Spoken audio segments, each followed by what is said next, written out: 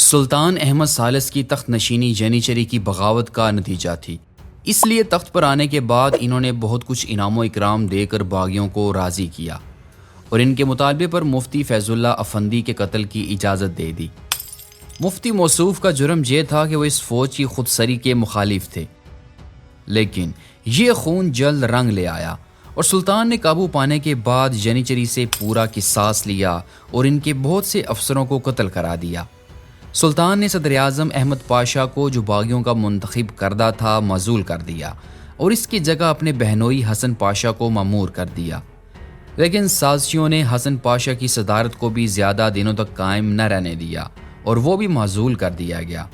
اس کے بعد متعدد اشخاص صدر اعظم مقرر ہوئے اور تھوڑے تھوڑے عرصے کے بعد علیحدہ کر دیے گئے۔ چنانچہ اس عہد کے ابتدائی 15 سالوں میں 12 صدر اعظم یکے بعد دیگرے مقرر ہوئے۔ نتیجہ یہ ہوا کہ پیٹر اعظم کی خارجہ پالیسی کی طرف جیسی توجہ کرنی چاہیے تھی ویسی سلطنت عثمانیہ نہ کر سکی اور روس کی طاقت بڑھتی ہی چلی گئی۔ 1700 عیسوی میں روس اور سلطنت عثمانیہ کے درمیان جو معاہدہ ہوا تھا، پیٹر اس پر دیانتداری کے ساتھ قائم نہ تھا۔ وہ اپنی مملکت کے جنوبی صوبوں میں جنگ کی تیاریاں کر رہا تھا۔ سلطان احمد ثالث نے تخت نشینی کے بعد پیٹر کو اس امر کی شکایت لکھ بھیجی، لیکن سلطنت کے اندرونی اختلال کی وجہ سے جو جینیچری کی سرکشی کے باعث پیدا ہو چکا تھا، وہ کسی جنگی مظاہرے کے لیے تیار نہ تھے۔ روس بھی سویڈن کے ساتھ قوت آزمائی کر رہا تھا اور سلطنت عثمانیہ سے کوئی نئی جنگ چھیڑ دینا اس کی مصلحت کے بھی خلاف تھا۔ چنانچہ 1705 عیسوی میں دونوں سلطنتوں میں ایک جدید معاہدہ ہوا اور جنگ کچھ دنوں کے لیے ملتوی ہو گئی۔ تاہم سلطنت عثمانیہ روس کی نقل و حرکت سے غافل نہ تھی اور بحیرہ اسود کے ساحل پر پیٹر جو نئے قلعے تعمیر کر رہا تھا وہ ان کو تشویش کی نگاہ سے دیکھ رہی تھی۔ پیٹر کی زیادہ تر توجہ فی الحال سویڈن کی جانب تھی، جس کا فرما روا چارلس دوازدہم نہایت بہادری کے ساتھ روس کی پوری طاقت کا مقابلہ کر رہا تھا۔ ترکوں کو چارلس کے ساتھ بہت ہمدردی تھی، لیکن روس کے ساتھ جو معاہدہ ہو چکا تھا اس کی وجہ سے وہ چارلس کی مدد کرنے سے معذور تھے۔ سویڈن نے 1700 کی دہائی کے آغاز میں ڈنمارک کو قابو میں کرنے کے بعد اپنی توجہ پولینڈ اور روس پر مذکور کی۔ ادھر روس میں پیٹر نے بھی سویڈن کے بادشاہ چارلس دوازدہم کے خلاف جنگی کارروائیاں شروع کر دیں۔ چارلس نے روسی فوج کو کمزور سمجھ کر پہلے پولینڈ پر حملہ کیا اور پولینڈ کے کئی علاقوں کو سویڈن کے ساتھ شامل کر لیا۔ اسی دوران روس نے موقع غنیمت جانتے ہوئے بالٹک ساحل تک رسائی حاصل کر لی اور وہاں نیا شہر سینٹ پیٹرزبرگ قائم کیا، جس کے بعد چارلس نے روسی اتحادی بادشاہ اگسٹس کو شکست دے کر اسے تخت چھوڑنے پر مجبور کیا اور اپنے وفادار لیسچنسکی کو پولینڈ کا نیا بادشاہ بنا دیا۔ پھر 14 جولائی 1708 عیسوی کو چارلس نے روسی فوج کو شکست دی اور وہ ماسکو کی طرف پیش قدمی کرنے لگا، مگر روسی جوابی حملوں کے باعث وہ دریا عبور نہ کر سکا اور اسے یوکرین کے قریب رکنا پڑا۔ چارلس عثمانیوں کے ساتھ اتحاد کرنے کی کوشش میں تھا۔ اس کی خواہش تھی کہ عثمانی سلطنت سویڈن کی روس کے خلاف جنگ میں حمایت کرے اور نئے منتخب پولینڈ کے بادشاہ کو تسلیم کرے۔ اس نے یہ بھی مطالبہ کیا کہ عثمانی دربار میں سویڈن کا ایک ایلچی موجود ہو۔ اس کے ساتھ اس نے تجارتی معاہدے کی بھی پیشکش کی۔ اس دوران چارلس نے روس کے زیر اثر رہنے والے قزاق رہنما مازیپا سے معاہدہ کیا تاکہ روس کے خلاف ایک آزاد یوکرین قائم کیا جا سکے۔ ناظرین، ایوان مازیپا 1644 سے 1709 عیسوی کے درمیان یوکرین کے علاقے ہیتمانیت کے ایک طاقتور قزاق رہنما اور ہیتمان یعنی کہ قزاق ریاست کے سربراہ تھے۔ ابتدا میں وہ روس کے زار پیٹر اعظم کے اتحادی تھے اور روسی سلطنت کے تحت یوکرین پر حکمرانی کرتے تھے، لیکن پیٹر اعظم کی پالیسیوں سے نالاں ہو کر مازیپا نے اپنی ریاست کو روسی تسلط سے آزاد کرانے کا منصوبہ بنایا۔ اسی مقصد کے تحت 1708 عیسوی میں انہوں نے سویڈن کے بادشاہ چارلس دوازدہم کے ساتھ اتحاد کیا تاکہ روس کے خلاف ایک آزاد یوکرین قائم کیا جا سکے۔ 8 نومبر 1708 عیسوی کو سویڈن کا بادشاہ چارلس یوکرین کے شہر موٹورینا پہنچا اور اس نے پولتاوا قلعے کا محاصرہ کر لیا۔ قلعے کے کمانڈر کرل ایوانووچ کلین نے فوراً روسی زار پیٹر اعظم کو پیغام بھیجا کہ اگر مدد نہ پہنچی تو قلعہ دشمن کے قبضے میں چلا جائے گا۔ جلد روسی کمک پولتاوا کے قریب پہنچی، لیکن سویڈش فوج نے انہیں پیچھے دھکیل دیا۔ تاہم اس لڑائی میں چارلس کے پاؤں میں ایک گہرا زخم آیا۔ 27 جون 1709 عیسوی کو ہونے والی پولتاوا کی جنگ میں روسیوں نے فیصلہ کن کامیابی حاصل کی۔ اس دوران روسی فوج نے پسپا ہوتی ہوئی سویڈش فوج کا پیچھا کیا، لیکن وہ دریائے ڈنیپر کے پار نہ جا سکے۔ چارلس اور اس کے چند ہزار گھڑسوار روسی تعاقب سے بچتے ہوئے عثمانی سلطنت کی سرحد میں داخل ہو گئے اور اوچاکوف قلعے میں پناہ لے لی۔ قلعے کے نئے محافظ عبد الرحمن پاشا نے سویڈن کے بادشاہ کا نہایت عزت و احترام کے ساتھ استقبال کیا۔ دوسری طرف روسی فوج بھی چارلس کا پیچھا کرتی ہوئی عثمانی علاقے میں داخل ہو گئی، جو ایک نئی جنگ کی وجہ بن سکتی تھی۔ سلطان احمد ثالث نے حکم دیا کہ سویڈن کے بادشاہ کی بھرپور عزت کے ساتھ میزبانی کی جائے اور روس کو سختی سے وارننگ دی کہ وہ سرحد کے خلاف ورزی نہ کرے۔ اس دوران چارلس کا زخم اب بھر چکا تھا۔ وہ عثمانی علاقے میں آزادانہ گھومتا اور شکار پر بھی جاتا۔ روسی جاسوسوں نے پیٹر کو اطلاع دی کہ چارلس عثمانی سرزمین پر موجود ہے۔ اس خبر پر روسی فوج نے دوبارہ عثمانی علاقے میں گھسنے کی کوشش کی تاکہ چارلس کو گرفتار کیا جا سکے، لیکن اس بار بھی وہ ناکام رہے۔ عثمانی ان 2 بار کی سرحدی خلاف ورزیوں پر سخت ناراض ہوئے اور روس کے خلاف جنگ پر غور کرنے کے لیے دیوان کو طلب کیا گیا۔ بلاخر استنبول میں موجود روسی سفیر بڑی مشکل سے جنگ کو روکنے میں کامیاب ہوا۔ پیٹر اعظم درپردہ بحر اسود میں دخل حاصل کرنے کے لیے کریمیا پر حملے کی تیاری کرنے لگا۔ ازف کے قلعے اور بحر ازف کے شمال مشرقی ساحل پر اس کا قبضہ پہلے سے تھا۔ اس نے تگان روگ اور دوسرے قلعوں کو جن سے کریمیا پر زد پڑتی تھی مستحکم کر لیے۔ سلطان پیٹر کی ان جنگی تیاریوں کو دیکھ رہا تھا۔ دونوں سلطنتوں کے تعلقات چارلس کے قیام کی وجہ سے زیادہ کشیدہ ہو گئے تھے۔ چارلس برابر سلطان کو روس سے جنگ کرنے کے لیے ابھارتا رہا تھا۔ سلطان پر ابتدا میں اس ترغیبوں کا اثر نہ پڑا، لیکن جب خانہ کریمیا نے عثمانی دربار میں حاضر ہو کر ان تمام خطرات کو نہایت وضاحت کے ساتھ بیان کیا جو پیٹر کی تیاریوں نے پیدا کر دیے تھے، تو بلاخر مجبور ہو کر سلطان نے 28 نومبر 1710 عیسوی کو روس سے جنگ کا اعلان کر دیا۔ 25 فروری 1711 عیسوی کو پیٹر کی طرف سے بھی ماسکو کے سب سے بڑے کلیسا میں ترکوں کے خلاف جنگ کا اعلان کیا گیا۔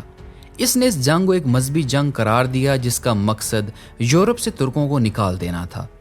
روسی علم کی ایک جانب صلیب کی تصویر بنی ہوئی تھی اور دوسری جانب یہ الفاظ لکھے ہوئے تھے کہ خدا اور مسیحیت کے لیے۔ اس دوران مونٹینیگرو میں پہلی بغاوت شروع ہو چکی تھی۔ بوغدان یعنی کہ مالدیویا کے گورنر کی جگہ دمیتری کانتیمیر کو مقرر کیا گیا، جس نے پیٹر اعظم کے ساتھ یہ معاہدہ کیا کہ اگر روس یہاں داخل ہوا تو بغدان بھی روس کے ماتحت ایک ریاست بن جائے گا۔ پیٹر نے ولاکیا کے گورنر برانکوان سے بھی معاہدہ کیا کہ اگر روسی افواج یہاں داخل ہو جاتی ہیں تو اسے ایک آزاد ریاست کے طور پر تسلیم کیا جائے گا۔ سربیا نے بھی اعلان کیا کہ اگر روسی عثمانی علاقوں میں داخل ہوئے تو وہ روس کی مدد کریں گے۔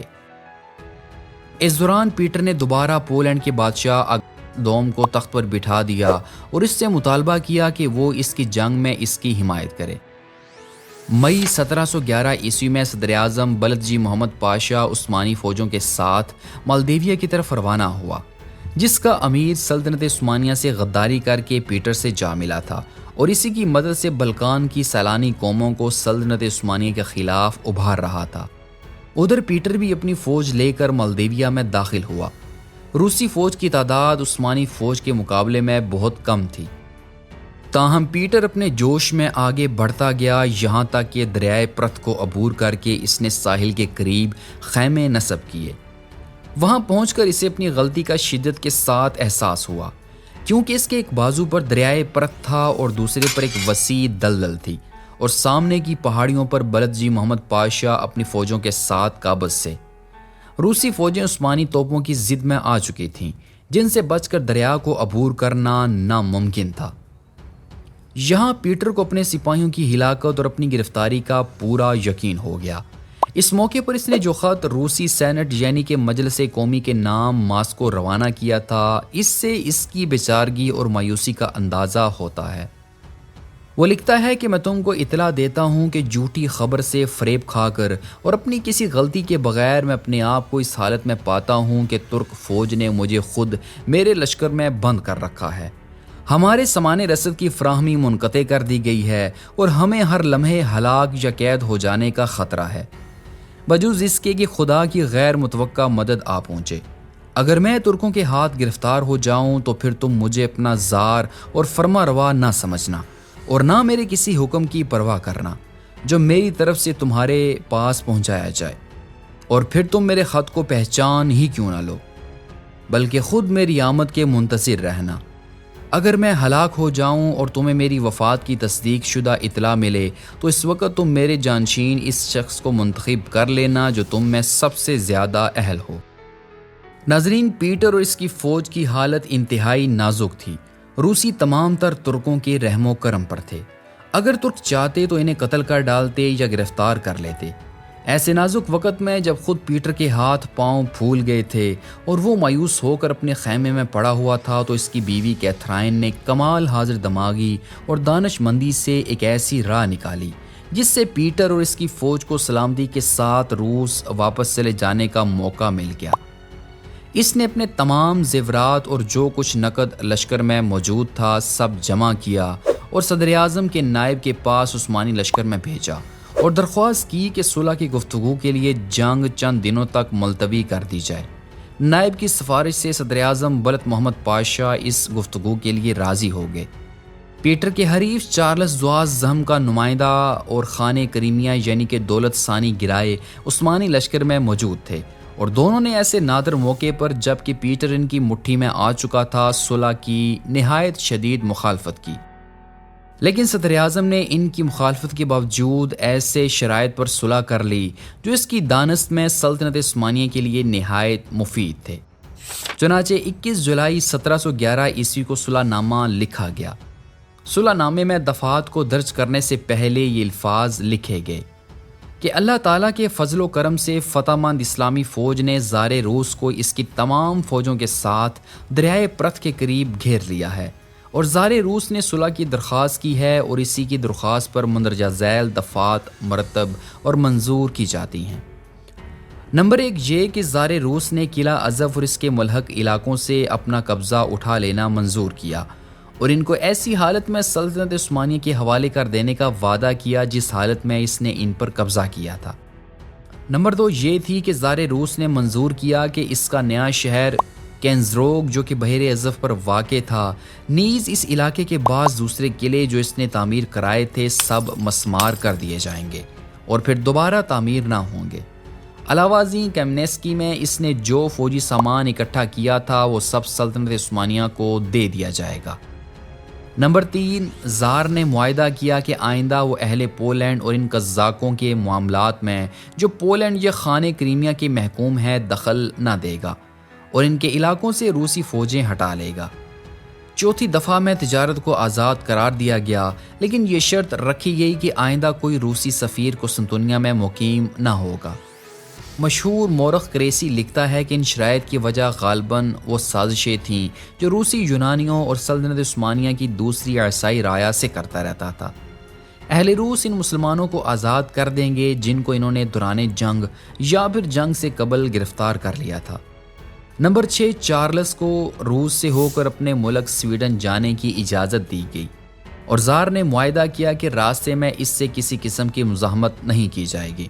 اس دفعہ میں اس امر کی بھی سفارش کی گئی کہ روس اور سویڈن باہم صلح کر لیں، اور آخر میں سلطنت عثمانی کی طرف سے یہ وعدہ کیا گیا کہ آئندہ وہ اہل روس کو کوئی نقصان نہ پہنچائے گا، اور اسی طرح اہل روس کی طرف سے معاہدہ ہوا کہ وہ سلطان کی رعایا اور ماتحتوں کو کسی قسم کا نقصان نہ پہنچائے گا۔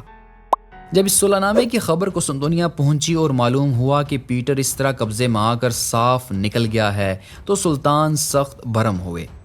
بلدجی محمد پاشا کو واپسی پر انہیں صدارت کے عہدے سے علیحدہ کر دیا گیا اور ان کے نائب عثمان اور رئیس افندی عمر کو جن کے متعلق خیال تھا کہ صلح انہی کی کوششوں سے عمل میں آئی ہے سلطان نے قتل کرا دیا۔ سلطان نے صلح نامے کو منظور کرنے سے بھی انکار کر دیا اور روس سے پھر جنگ کی تیاریاں شروع کر دیں، لیکن بعض وزرائے سلطنت اور زیادہ تر سفیر برطانیہ سر سٹن کے مشورے سے سلطان جنگ سے باز رہے اور 2 سال بعد زار روس کے ساتھ ایک دوسرا صلح نامہ مرتب کیا گیا، جس میں بلخجی محمد پاشا کے صلح نامے کی تمام دفعات شامل تھیں۔ ناظرین، اکثر مورخین نے بلخجی محمد پاشا کے صلح نامے پر تبصرہ کرتے ہوئے ان پر بددیانتی کا الزام عائد کیا ہے اور یہ خیال ظاہر کیا ہے کہ اس نے کیتھرائن کی رشوت قبول کر کے سلطنت عثمانیہ کے مفاد کو نظر انداز کر دیا اور زار روس اور اس کی پوری فوج پر قابو پانے کے بعد ان کو یوں ہاتھ سے نکل جانے دیا۔ لارڈ ایورسلے نے صدر اعظم کی مدافعت میں جو باتیں پیش کی ہیں ان سے یہ الزام دور ہو جاتا ہے۔ وہ لکھتا ہے کہ یہ بات قیاس میں نہیں آتی کہ جو شخص صدارت عظمیٰ کے جلیل القدر عہدے پر فائز ہو اور اسے دولت پیدا کرنے کے لیے بڑے سے بڑے مواقع حاصل ہوں، وہ کیتھرائن کی پیش کردہ نہایت حقیر رقم کے لیے اپنی ذات اور اپنے ملک کو فروخت کر دینے پر آمادہ ہو گیا ہو۔ یہ زیادہ تر قرین قیاس ہے کہ زارنیہ نے وہ تحائف صدر اعظم کے نائب کی خدمت میں بھیجے ہوں گے تاکہ وہ سفارش کر کے صلح کی گفتگو کی اجازت حاصل کر لے۔ بلخجی نے جن شرائط پر صلح کی، ان سے بہتر شرائط اس کے خیال میں ممکن نہ تھیں۔ یہ صحیح ہے کہ وہ زار روس اور اس کی فوج کو گرفتار اور ہلاک کر سکتے تھے، لیکن اس سے روسیوں میں نہایت سخت اشتعال پیدا ہو جاتا اور وہ انتقام کے لیے کوئی کسر نہ چھوڑتے۔ یہ بات قابل قبول ہے کہ سلطان نے عثمان اور رئیس افندی کو تو قتل کرا دیا، لیکن بلخجی محمد پاشا کو، جس کے دستخط سے صلح نامہ کا نفاذ ہوا تھا، صرف معزول کیا۔ اس سے معلوم ہوتا ہے کہ سلطان نے بلخجی کو پہلے ہی سے صلح کے اختیارات دے رکھے تھے۔ بظاہر سلطان کا قصد علاقۂ عزب سے آگے بڑھ کر سلطنت روس میں اپنے مقبوضات کا دائرہ بڑھانے کا نہ تھا، اور پھر جنگ کو جاری رکھنے میں اس سے بہتر کن شرائط پر صلح ہو سکتی تھی؟ ناظرین، بعض مورخین کا خیال ہے کہ بلخجی محمد پاشا نے جن شرائط پر صلح کی تھی وہ روس کے لیے اس درجے باعث تنگ تھیں کہ اس آر کو دور کرنے کے لیے روس کی طرف سے جنگ کا پھر چھڑا جانا لازمی اور ناگزیر تھا، لیکن خود پیٹر کا خیال اس سے مختلف تھا۔ رہائی کے بعد اس نے نئی جنگ کے لیے کوئی آمادگی ظاہر نہیں کی، برخلاف اس کے معاہدہ پرتھ کے 2 سال بعد اس نے سلطنت عثمانیہ کے ساتھ ایک دوسرا معاہدہ بھی کیا، جس کی دفعات روس کے لیے ویسی ہی سخت تھیں۔ اس نے اپنے عہد کی بقیہ مدت میں کوئی معاہدہ شکنی نہ کی، بلکہ چند سالوں کے بعد سلطنت ایران کے ایک بڑے حصے کی تقسیم کے لیے سلطنت عثمانیہ کے ساتھ ایک نئے معاہدے میں شریک ہو گیا، اور یوں 25 سال تک روس اور سلطنت عثمانیہ کے درمیان پھر کوئی بڑی جنگ پیش نہ آئی۔ اس صلح کے بعد سویڈن کا بادشاہ چارلس، جو 5 سال 6 ماہ تک عثمانی سلطنت میں پناہ گزین رہا تھا، واپس اپنے ملک سویڈن چلا گیا۔ واپسی پر اس نے ترکوں کی مہمان نوازی کے بارے میں تاریخی الفاظ کہے۔ اس نے کہا کہ پلتاوا کی جنگ میں قید ہو رہا تھا، یہ میرے لیے موت تھی مگر میں بچ گیا۔ دریا کے سامنے موت، پیچھے دشمن اور اوپر آگ برساتا سورج مجھے جلا رہا تھا، مگر میں پھر بھی بچ گیا۔ اب میں ترکوں کا قیدی ہوں۔ وہ کام جو لوہا، آگ اور پانی نہ کر سکے، ترکوں نے مجھے قید کر کے دکھایا، مگر یہ قید نہ تو زنجیروں کی تھی اور نہ ہی میں جیل میں قید تھا۔ اب میں ان کی شفقت، عظمت اور نزاکت کا اسیر ہوں۔ ترکوں نے مجھے قیمتی ہیرے جیسے رشتے میں باندھا۔ اتنی عظیم، اتنی باوقار اور اتنی مذہب قوم کے درمیان آزاد قیدی کے طور پر رہنا میرے لیے باعث فخر ہے۔ اپریل 1715 عیسوی میں صدر اعظم داماد علی پاشا نے موریا پر حملہ کیا، جو کہ معاہدہ کارلووٹس کی روح سے سلطنت عثمانیہ سے چھین کر جمہوریہ وینس کو دے دیا گیا تھا۔ معاہدے مذکورہ کے وقت سلطنت عثمانیہ اس قدر کمزور ہو گئی تھی کہ وہ اپنے اس قدیم مقبوضے کے تحفظ سے بالکل عاری تھی، لیکن اب جب کہ اس کی طاقت بہت کچھ بڑھ چکی تھی اور خیال تھا کہ سلطنت آسٹریا، جس کی حمایت سے جمہوریہ وینس موریا پر قبضہ پانے میں کامیاب ہوا تھا، اس جنگ میں مداخلت نہیں کرے گا، موریا کو واپس لے لینے کا موقع بہت اچھا تھا۔ معاہدہ کارلووٹس میں جمہوریہ وینس بھی شریک تھا، اس لیے سلطنت عثمانیہ بغیر کسی معقول عذر کے اس پر حملہ نہیں کر سکتی تھی۔ اتفاق سے یہ واقعہ خود وینس کی طرف سے پیش آیا۔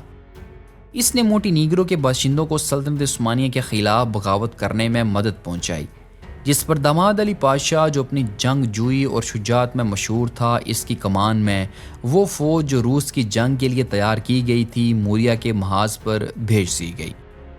جنگ کی ابتدا محاصرہ کرنت سے ہوئی۔ 3 ہفتے کی مدافعت کے بعد بالآخر 7 جولائی 1715 عیسوی کو کرنت نے ہتھیار ڈال دیے۔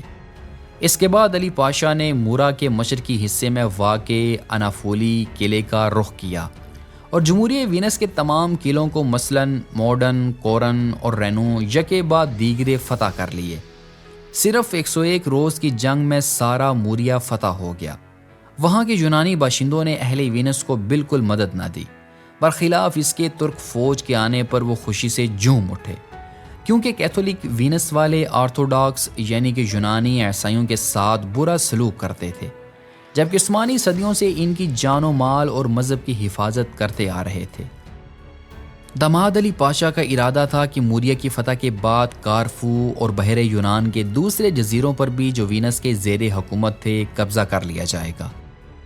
چنانچہ 11 اپریل 1716 عیسوی کو علی پاشا دوبارہ کارفو مہم پر روانہ ہوئے، مگر اس موقع پر چارلس ششم شہنشاہ آسٹریا درمیان میں آ گیا اور اس نے 15 اپریل 1716 عیسوی میں اس نے سلطنت عثمانیہ کے خلاف جمہوریہ وینس سے اتحاد کر لیا۔ چارلس کا یہ فعل سلطنت عثمانیہ کے لیے سخت اشتعال کا باعث بنا اور صدر اعظم داماد علی پاشا نے اسے معاہدہ کارلووٹس کی خلاف ورزی قرار دے کر دیوان سلطنت میں جنگ کی تجویز پیش کی۔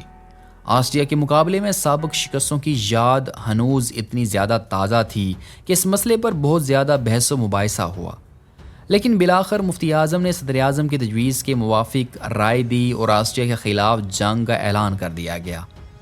داماد علی پاشا 1.5 لاکھ فوج کے ساتھ روانہ ہو کر بلغراد پہنچے۔ بلغراد سے پوری فوج پیٹر وارڈین کی طرف روانہ ہوئی اور وہیں 10 اگست 1716 عیسوی کو آسٹریا کی فوج سے مقابلہ ہوا، جس کا کمانڈر مشہور سپہ سالار شہزادہ یوجین تھا۔ شروعات میں عثمانیوں کو نمایاں کامیابی حاصل ہوئی، لیکن شہزادہ یوجین کے مخصوص دستے نے جو اس وقت تک محفوظ رکھا گیا تھا اچانک حملہ آور ہو کر اس نے جنگ کا نقشہ ہی بدل دیا اور ترکوں کے قدم اکھڑ گئے۔ داماد علی پاشا نے یہ دیکھ کر اپنے سرداروں کی ایک جماعت ساتھ لی اور جہاں گمسان کی جنگ ہو رہی تھی وہ وہاں ٹوٹ پڑا، لیکن اس کی حیرت انگیز شجاعت اور جانبازی فوج کے اکھڑے ہوئے قدموں کو نہ روک سکی اور وہ خود ایک کاری زخم کھا کر گر گیا۔ اس کے ساتھ ہی اسے اٹھا کر کارلووٹس لے گئے جو پیٹر وارڈین سے تھوڑے فاصلے پر واقع تھا، لیکن وہ اس زخم سے جان بر نہ ہو سکا اور وہیں اس کا انتقال ہو گیا۔ داماد علی پاشا کے زخمی ہونے کے بعد ترکوں کی ہمتیں پست ہو گئیں اور وہ میدان جنگ چھوڑ کر بلغراد کی طرف بھاگ نکلے۔ شہزادہ یوجین نے ان کے خیموں پر قبضہ کر لیا۔ مال غنیمت میں 140 توپیں دشمن کے ہاتھ چلی گئیں۔ اس کے بعد یوجین نے تمسواڑ کا رخ کیا جو ہنگری میں ترکوں کا آخری اہم قلعہ تھا۔ چنانچہ پیٹر وارڈین کی لڑائی کے 20 روز بعد اس نے تمسواڑ کا محاصرہ کر لیا۔ 5 ہفتے کے محاصرے کے بعد 25 نومبر 1716 عیسوی کو قلعے نے ہتھیار ڈال دیے۔ اس سال آسٹریا سے پھر کوئی جنگ پیش نہ آئی۔ اس درمیان میں وینس سے بھی لڑائی کا سلسلہ کم و بیش جاری رہا۔ چونکہ عثمانی فوجوں کا بڑا حصہ آسٹریا سے جنگ کرنے میں مصروف تھا، اس لیے وینس کے مقابلے میں زیادہ کامیابی نہ ہو سکی اور کارفو کا محاصرہ اٹھا لینا پڑا۔ دوسرے سال 1717 عیسوی میں صدر اعظم خلیل پاشا کے زیر قیادت ایک دوسری زبردست فوج آسٹریا کے مقابلے میں قسطنطنیہ سے روانہ ہوئی۔ شہزادہ یوجین نے آگے بڑھ کر بلغراد کا محاصرہ کر لیا۔ 3 ہفتے کے بعد عثمانی فوجیں نمودار ہوئیں اور انہوں نے شہزادہ یوجین کا محاصرہ شروع کر دیا۔ یوجین کے لیے یہ وقت نہایت نازک تھا۔ بلغراد کا محصور عثمانی دستہ اس کے سامنے تھا اور خلیل پاشا کی پوری فوج اس کے پشت پر تھی۔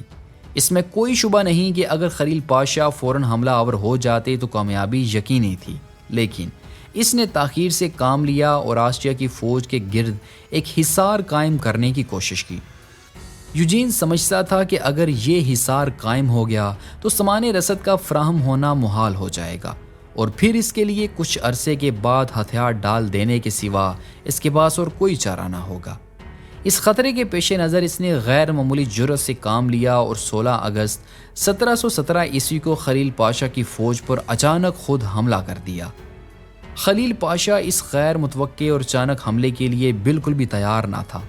جلد عثمانیوں کے قدم اکھڑ گئے اور اپنی کثیر تعداد کے باوجود انہیں ہزیمت اٹھانی پڑی۔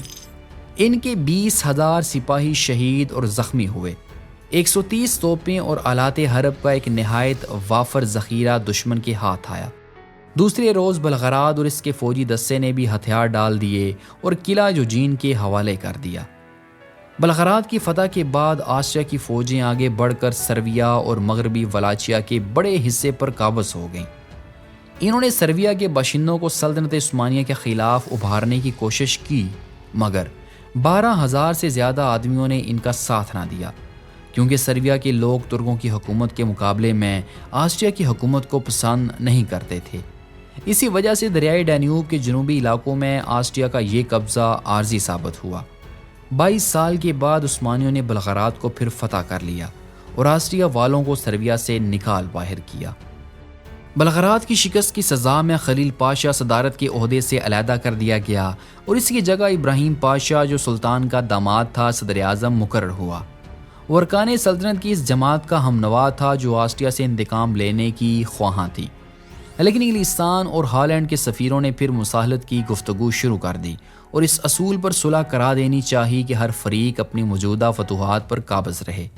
یہ شرط آسٹریا کے لیے تو مفید تھی، لیکن سلطنت عثمانیہ کے لیے سخت نقصان دہ تھی۔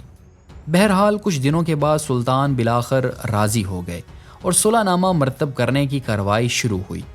سرویا کے ایک چھوٹے سے گاؤں پیسارووچ میں ایک کانفرنس منعقد کی گئی اور وہاں 22 شعبان 1130 ہجری بمطابق 21 جولائی 1718 عیسوی کو ایک معاہدہ لکھا گیا، جو کہ معاہدہ پیسارووچ کے نام سے تاریخ میں مشہور ہے۔ اس معاہدے کی روح سے آسٹریا کو نہ صرف تمیسواڑ اور اس کا علاقہ مل گیا اور اس طرح ہنگری کا وہ حصہ بھی جو کہ معاہدہ کارلووٹس کے بعد سلطنت عثمانیہ کے زیر حکومت رہ گیا تھا، اس کے قبضے میں آ گیا، بلکہ ولاچیا اور سرویا کا ایک بڑا حصہ، بوسنیا کے بعض علاقے، نیز بلغراد، سمندریا، ریمنک اور بہت سے دوسرے شہر اس کے ہاتھ آئے۔ لیکن جمہوریہ وینس کو جس کی حمایت میں آسٹریا نے ہتھیار اٹھائے تھے، پورا موریا سلطنت عثمانیہ کے حوالے کر دینا پڑا۔ 1720 عیسوی میں روس اور سلطنت عثمانیہ کے درمیان دائمی صلح کے لیے ایک معاہدہ مرتب ہوا۔ جہاں تک روس کا تعلق ہے، یہ معاہدہ اس اتحاد کا نتیجہ تھا جو اس کے بعض سابق حلیفوں نے اس وقت اس کے خلاف قائم کر لیا تھا، اور جس کی شرکت کی دعوت آسٹریا اور انگلستان کے سفیروں نے سلطنت عثمانیہ کو بھی دی تھی۔ پیٹر اعظم نے آئندہ خطرات کا اندازہ کر کے سلطنت عثمانیہ کو اس سے علیحدہ رکھنے کی کوشش کی اور صلح نامہ مذکورہ کے ذریعے بظاہر ہمیشہ کے لیے اسے اپنا حلیف بنا لینا چاہا، لیکن یہ دائمی صلح 2 ہی سال کے بعد خطرے میں پڑ گئی اور قریب تھا کہ دونوں فریق سلطنت ایران کے بعض حصوں کی تقسیم پر باہم دست و گریباں ہو جائیں۔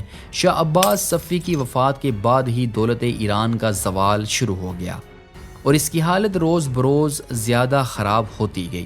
اس کی ہمسایہ حکومتیں موقع کی منتظر تھیں۔ چنانچہ 1722 عیسوی میں افغانی سردار امیر محمود نے 50,000 سپاہیوں کے ساتھ ایران پر حملہ کر دیا اور بآسانی اصفہان پر قابض ہو گیا۔ شاہ حسین کے لڑکے طہماسپ نے تخت و تاج کی واپسی کے لیے زار روس اور سلطنت عثمانیہ سے مدد کی درخواست کی۔ پیٹر نے بحر کاسپین اور بحر اسود کے ساحلی علاقوں کے معاوضے میں مدد کا وعدہ کیا اور ان علاقوں پر قبضہ کرنے کے لیے ایک فوج بھی روانہ کر دی۔ پیٹر کا یہ اقدام سلطنت عثمانیہ کے لیے تشویش اور برہمی کا باعث بنا اور قریب تھا کہ دونوں سلطنتوں میں جنگ چھڑ جاتی، لیکن سفیر فرانس کی وساطت سے جنگ کی نوبت نہ آئی اور 1723 عیسوی میں دونوں کے درمیان ایک صلح نامہ طے ہوا، جس کی روح سے شمالی ایران کا ایک بڑا حصہ فریقین نے باہم تقسیم کر لیا۔ سلطنت عثمانیہ کو جارجیا، ایریوان، تبریز اور باکو کے صوبے دیے گئے اور روس نے شیریوان، بحر کاسپین کے بعض ساحلی علاقوں کو اپنے لیے منتخب کر لیا۔ روس ان علاقوں پر صلح نامے کی روح سے پہلے ہی قبضہ کر چکا تھا۔ سلطنت عثمانیہ کو اپنے حصے پر قبضہ کرنے کے لیے ایک فوج روانہ کرنی پڑی۔ ایرانیوں نے مقابلہ کیا، لیکن ترک مدائن، ایریوان، تبریز اور بعض دوسرے علاقوں کو یکے بعد دیگرے فتح کرتے گئے اور شاہ طہماسپ کو مجبوراً صلح کرنی پڑی۔ تھوڑے دنوں کے بعد امیر محمود نے شاہ طہماسپ کو شکست دے کر ایران کے تخت پر پھر قبضہ کر لیا اور سلطنت عثمانیہ کی مخالفت سے بچنے کے لیے مذکورہ بالا صوبوں پر سلطنت عثمانیہ کی سیادت تسلیم کر لی۔ 1725 عیسوی میں امیر محمود کا انتقال ہو گیا اور اس کا ایک عزیز شاہ اشرف تخت نشین ہوا۔ 13 اکتوبر 1727 عیسوی کو شاہ اشرف اور سلطنت عثمانیہ کے درمیان ایک جدید صلح نامہ لکھا گیا، لیکن اسی سال ایک ایرانی سردار نادر قلی خان نے شاہ طہماسپ کی حمایت میں اصفہان پر چڑھائی کی اور متعدد مارکوں میں افغانوں کو شکست دی۔ شاہ اشرف قتل ہوا اور شاہ طہماسپ پھر تخت پر بٹھا دیا گیا۔ طہماسپ نے تخت پر آتے ہی سلطنت عثمانیہ سے ایرانی صوبوں کی واپسی کا مطالبہ کیا اور سلطان کے انکار پر نادر خان کی سرکردگی میں سلطنت عثمانیہ کے مقابلے میں فوجیں روانہ کی۔ نادر خان کے میدان میں آتے ہی جنگ کا نقشہ بدل گیا اور عثمانی فوجوں کے قدم اکھڑنے لگے۔ قسطنطنیہ میں خبر پہنچی کہ ایرانی فوج سلطنت عثمانیہ پر حملہ آور ہو رہی ہے۔ اس خبر سے اچانک پائے تخت پر ہنگامہ برپا ہو گیا اور جنیچری کے ایک دستے نے پتردنا خلیل کی قیادت میں علم بغاوت بلند کر دیا۔ تھوڑے ہی عرصے میں یہ وبا تمام فوج میں پھیل گئی۔ فوج کی بغاوت کا ظاہری سبب تو وہ شکست سی جو نادر خان کے مقابلے میں عثمانیوں کو ہوئی، لیکن ممکن ہے کہ سلطنت عثمانیہ کی امن پسندانہ پالیسی بھی جنیچری کی جنگجو طبیعت کے لیے ناقابل برداشت رہی ہو۔ اگرچہ بعض سرحدی علاقوں میں وقتاً فوقتاً شورشیں ہوتی رہیں، تاہم صدر اعظم ابراہیم پاشا کی وزارت کا دور جو 1718 سے 1730 عیسوی تک قائم رہا، سلطنت کے لیے غیر معمولی طور پر امن و سکون کا زمانہ تھا۔ شاید یہی امن پسندی ابراہیم پاشا کے قتل اور پھر سلطان کی خود معزولی کا باعث بنی۔ باغیوں نے ابراہیم پاشا، کبودان پاشا اور مفتی اعظم کے خلاف یہ الزام قائم کیا کہ یہ لوگ اجمیوں سے صلح کرنا چاہتے ہیں اور اس جرم کی بنا پر سلطان سے انہوں نے ان کے قتل کا مطالبہ کیا۔ سلطان نے خود اپنی جان کو خطرے سے خالی نہ دیکھ کر صدر اعظم اور کبودان پاشا کو قتل کرا دیا۔ البتہ مفتی اعظم کے قتل سے انکار کر دیا، لیکن اب باغیوں کی جرت اور بڑھ گئی اور انہوں نے سلطان کو بھی تخت چھوڑنے پر مجبور کیا۔ احمد ثالث اپنے اندر مقابلے کی طاقت نہ پا کر خاموشی کے ساتھ تخت سے دستبردار ہو گئے اور اپنے بھتیجے محمود کو محل سے بلا کر اپنی جگہ بٹھایا۔ اس کے بعد وہ محل کے اس حصے میں چلے گئے جہاں محمود اب تک نظر بند تھا اور وہیں چند سال کے بعد ان کا انتقال ہو گیا۔ سلطان احمد ثالث نے 27 سال حکومت کی۔ اس طویل مدت میں سلطنت عثمانیہ کو آسٹریا، روس، وینس اور ایران سے متعدد مارکے پیش آئے، لیکن معاہدے پیسارووچ کی روس سے مقبوضات کا جو حصہ ہاتھوں سے نکل گیا تھا، ازف اور موریا کی واپسی اور ایرانی فتوحات نے نہ صرف ان کی تلافی کر دی بلکہ بحیثیت مجموعی سلطنت کے رقبے میں اضافہ کر دیا۔ باوجود متعدد جنگوں کے خزانہ آخر وقت تک پر تھا، حالانکہ نہ کوئی غیر معمولی ٹیکس جاری کیا گیا اور نہ عوام کو جبر و تشدد کی شکایت تھی۔ سلطان احمد خود بھی صاحب علم تھے اور علوم و فنون کی سرپرستی شاہانہ طریقے پر کرتے تھے۔